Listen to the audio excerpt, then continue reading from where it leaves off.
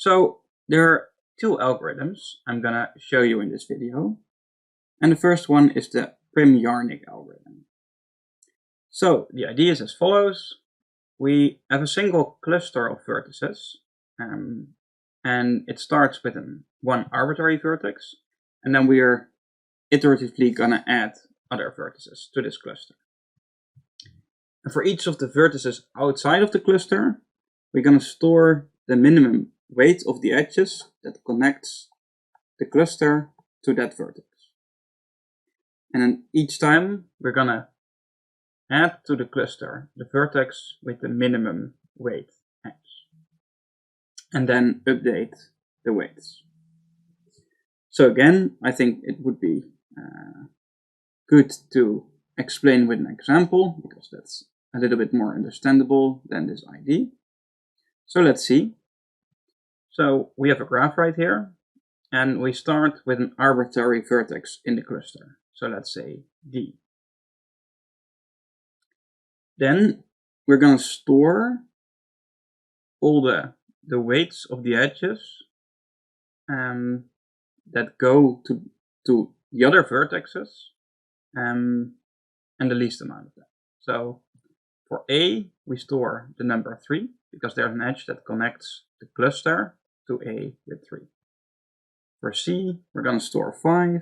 Again, there's an edge of 5 that connects the cluster to C. For F, we're going to store 7. And for the other nodes, we're going to store infinity because we can't connect the nodes with the cluster with one edge. So using a priority queue, we can find the lowest of those possibilities. So connect to A. So we're going to connect the cluster to A using this edge. So now this is our cluster, and we're going to update the values of the vertices. So we're going to update C to 3 because we can now add C to the cluster using a weight of 3. And we're going to update B to 2 because we can now add B to the cluster with a weight of 2. And D is of course already there, so we don't need to update. B is the lowest with 2, so we're going to add B to the cluster. And then again, C doesn't have to be updated because the 4 is higher than the 3. And we can update E to 3.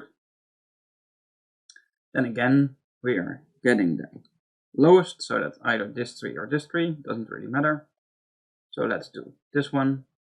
So we add C to the cluster, then we update E to 1 because we can now add E with a weight of 1.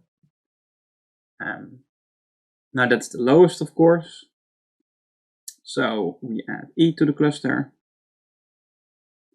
And F doesn't need any update because it was 7 and 8 is higher.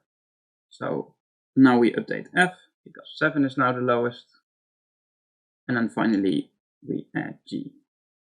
And now this is our spanning tree. That has the least weight out of all possibilities that are spanning trees.